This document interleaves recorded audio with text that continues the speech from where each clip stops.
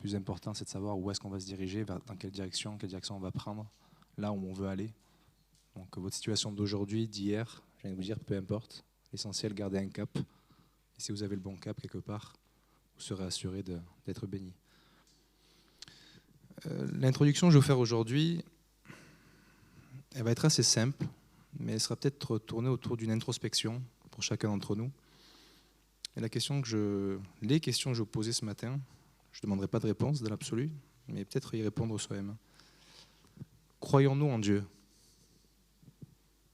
Croyons-nous réellement en Dieu ? Entretenons-nous une vie de foi ?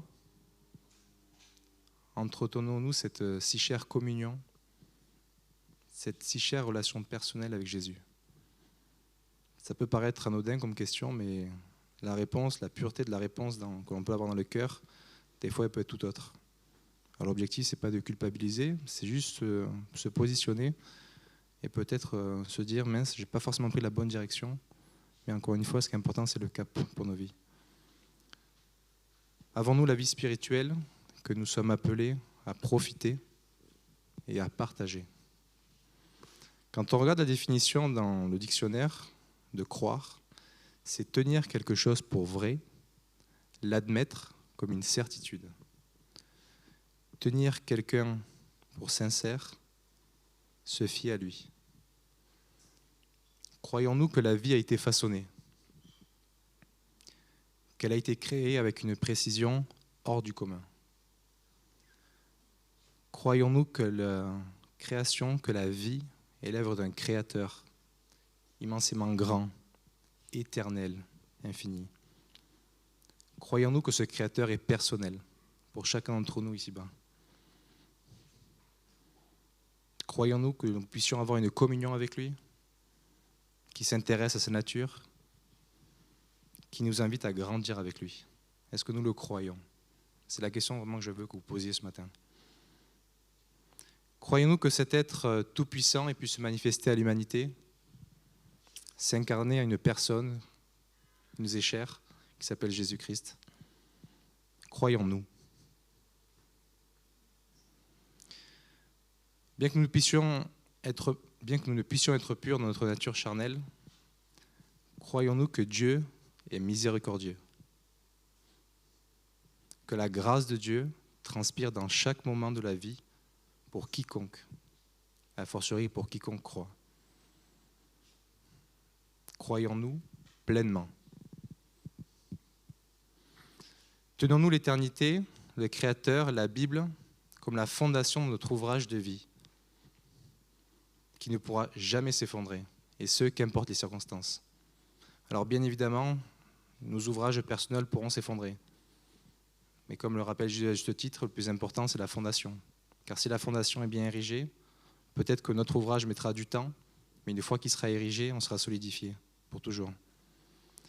Est-ce que tout ce que je viens de dire, est-ce que nous l'admettons avec une certitude? Est-ce que nous le croyons? Car le risque de ne pas croire pleinement serait de petit à petit s'écarter du chemin de vie.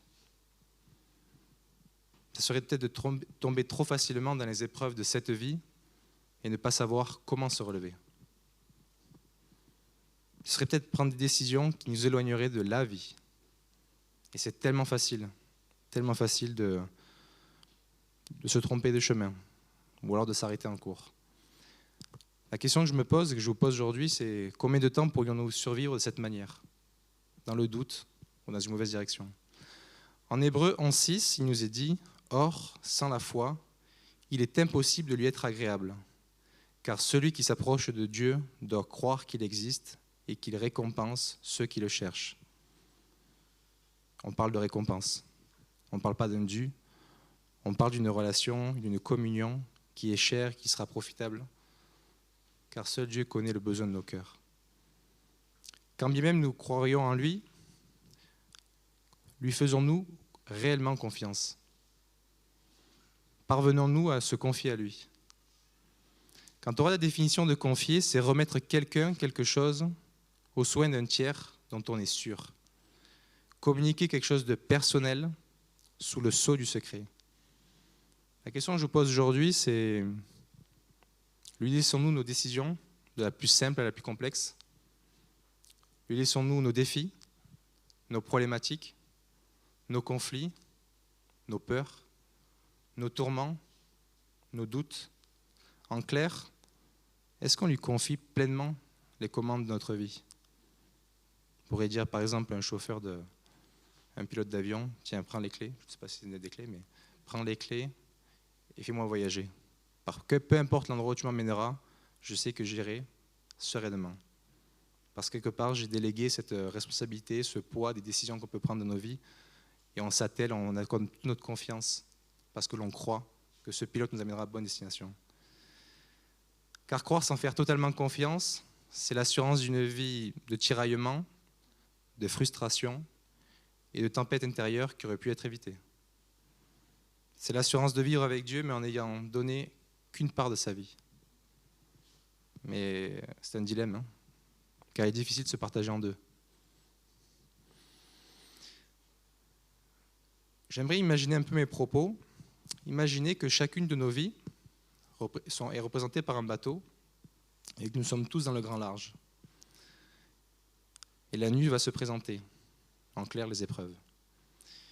J'ai distingué 3 catégories de personnes. Il y a ceux qui vont chercher le phare, vont assurément rentrer au port et se diriger vers ce phare avec le chemin le plus discret, le plus rapidement possible, car ils croient que c'est la meilleure décision à prendre.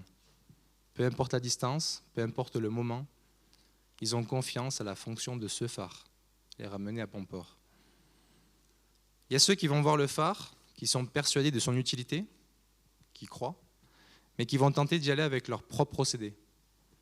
Ils vont attendre un peu, ils vont profiter de l'air marin, ils vont divaguer. Et enfin, il y a ceux qui vont souhaiter se promener dans la profondeur de la nuit pour se découvrir, tournant le dos à ce phare, tournant le dos à cette lumière. Sauf que le paramètre que personne ici-bas ne maîtrise, c'est que nous ne savons pas quand est-ce que le brouillard marin va se présenter, ni quand la tempête en mer va se déclencher. Alors la question que je me pose aujourd'hui, c'est allons-nous prendre le risque de se faire peur, de se perdre, ou pire, de chavirer? Quelle réjouissance de comprendre que le pas de foi ne sera pas de ramer durant des semaines, durant des années, de faire le tour de la terre comme une preuve de son engagement personnel, mais simplement de se retourner, peu importe l'éloignement dans lequel nous sommes, de la distance que nous sommes de ce phare. Il faudra simplement se retourner et accepter de retrouver la lumière du phare et d'aller dans sa direction. Encore une fois, le plus important, ce n'est pas de savoir si on est à X kilomètres des côtes, ça nous importe peu. L'essentiel, c'est de prendre un cap, prendre une direction. Aujourd'hui, si on se retourne face à la lumière, effectivement, il peut y avoir une distance, mais au moins vous êtes assuré d'aller dans la bonne direction. Ça prendra du temps, mais encore une fois, les fondations prennent du temps. Chaque soir, le phare sera allumé. Il rayonnera pour quiconque d'entre nous. Il se tiendra toujours au même endroit pour quiconque en aura besoin. Vous m'entendez? Donc cherchons continuellement cette si chère lumière qui nous guide perpétuellement, qui que nous soyons, qui que nous sommes, quoi que nous ayons fait. C'est vraiment le plus important à se dire aujourd'hui. Nous avons un Dieu de miséricorde, un Dieu d'amour. Cherchons dans toutes circonstances le phare, car il nous accompagne. Il nous rassure dans la nuit, il nous donne la bonne direction, afin de retrouver la terre ferme. Quelque part, lorsqu'il y a la tempête en mer, rien de plus reposant que se dire qu'on est arrivé à bon port. Donc croyons et ayons confiance en l'Éternel. Car si vous ne croyez pas en vous, croyez en lui. Et encore une fois, c'est lui qui fera le chemin à votre place. Vous n'aurez pas d'effort à faire. Et je vais terminer par 4 versets en Ésaïe 60, 19. Ce ne sera plus le soleil qui te servira de lumière pendant le jour, ni la lune qui t'éclairera de sa lueur. Mais l'Éternel sera ta lumière à toujours, ton Dieu sera ta gloire. En Jean 8, 12, Jésus leur parla de nouveau et dit : Je suis la lumière du monde.